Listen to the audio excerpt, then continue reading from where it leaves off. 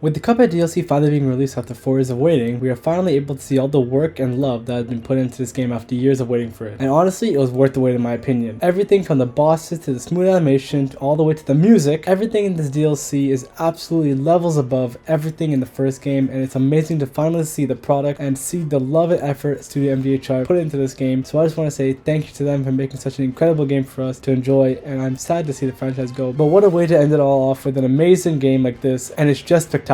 So sincerely, Studio MDHR, thank you. Alright, now with all the lovely-dovey stuff out of the way, in this video I'm going to be going over everything you guys may have missed out in the DLC, because most of you probably weren't paying attention to everything that was being thrown at you in the game, and I don't blame you. So I'm going to be going over every boss in the game along with extra Easter eggs that you probably missed out in this game. And as always, there will be timestamps on this video if you want to skip to a certain part that you're interested in. And also, if I did miss out on something or said something completely wrong, let me know in the comments below and I'll be sure to read them and part them so others will be able to see them. Now with the intro out of the way, let's get to the rundown. First things first, let's start off with the Glumstone the Giant boss fight and go in order in which you encounter each boss. Throughout the fight, there are mountains in the background that are able to be seen throughout the first two phases, but once you get into the second phase, you can clearly see every one of them. But what I'm specifically talking about is the fact that they all have the shape of a face. This shows that throughout the game, Glumstone isn't the only giant that exists on the isle, and Glumstone might be the mightiest of them all, which is probably why Cuphead and the gang are finding this one in particular. This is just a far-fetched theory and probably is not going anywhere, but it's a pretty cool thought to have. Also, during the second phase, just before Glumstone pops up, you were able to see the fourth equal isle on the left, and also you can see the area of where the Howling Aces boss fight takes place. If you don't know what I'm talking about, this is the same house and windmill that can be seen on the ground during the Howling Aces boss fight. This Easter egg in particular is pretty cool to me because it shows how high the mountain is compared to everything else in the isle, and the fact that you're able to see a completely different area of another boss fight in the background of this one is pretty cool. And finally, some of you may not have seen this, but the puppets that Glumstone is holding in the second phase were actually modeled after King Dice and the Devil, but they're dressed up in a jester and king outfit, showing the authority the devil has over King Dice and also making fun of them at the exact same time. Next up is Moonshine Mob. The first thing is sort of obvious, and that is the snails, basically the ringmaster in this entire boss fight. For example, he's the one that controls the anteater in the final phase and also takes the announcer's voice job, who announces the intro of the boss fights and the knockouts at the end. And the funniest thing about this is that at the very end of the boss fight, if you listen closely, the real announcer clears his voice before announcing the knockout as if he was annoyed with the snail stealing his job.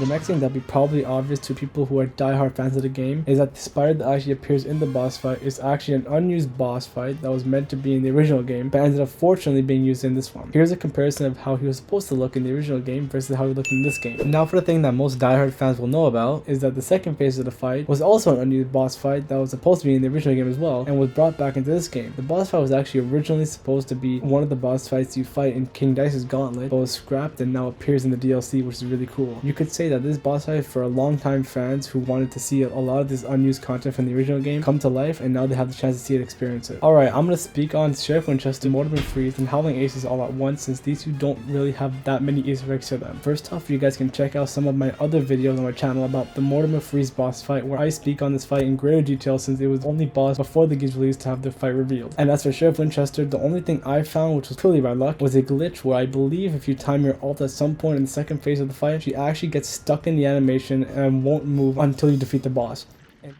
This part is so hard. This bullet hell section. I think I hit her. I'm gonna bet on everything I hit her.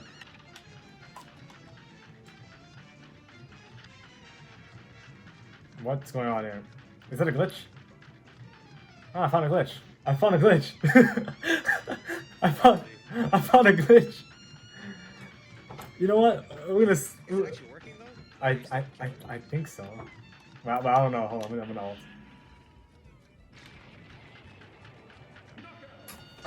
ult. I beat her. Oh my! What's that?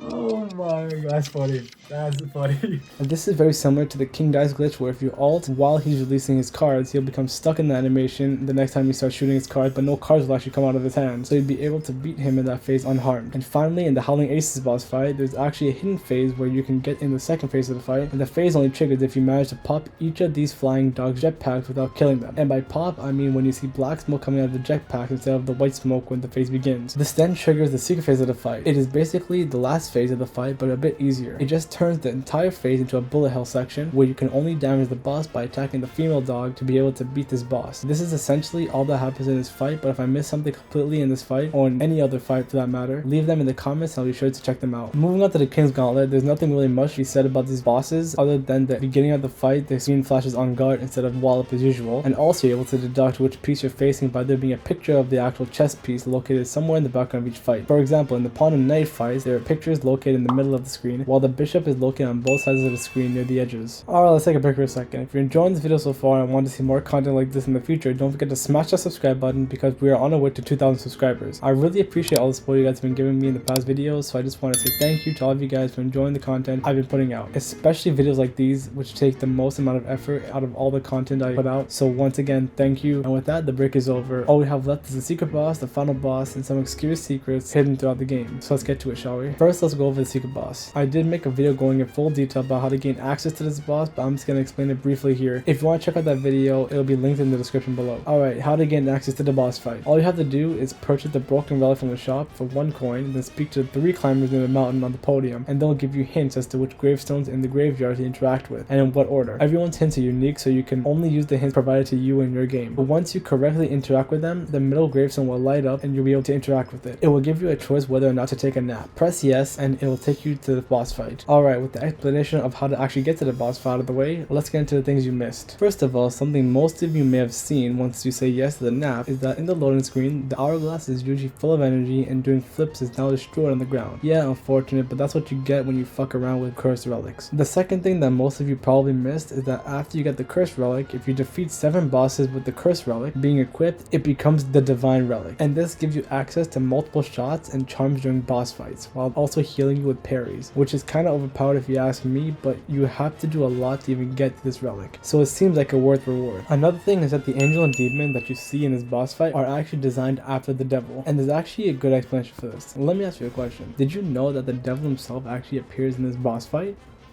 Can't see him? Well, I'll show you. He's right there. Yes, ladies and gents, that familiar looking figure in the back is actually the devil skeleton from the first game when you get into the second phase transformation animation in his fight from the first game. And as you can see, that his skeleton is actually the one holding up the platform that you stand on while you play out this fight. But one thing many of you may not have seen, and I certainly didn't on the first glance, is that in this very position is actually the same position that the devil is in during the unused phase 2 animation, as you can see right here on screen. I know many of you are probably awing at your screen right now, so I'm just gonna let you guys take it all in this moment. You done?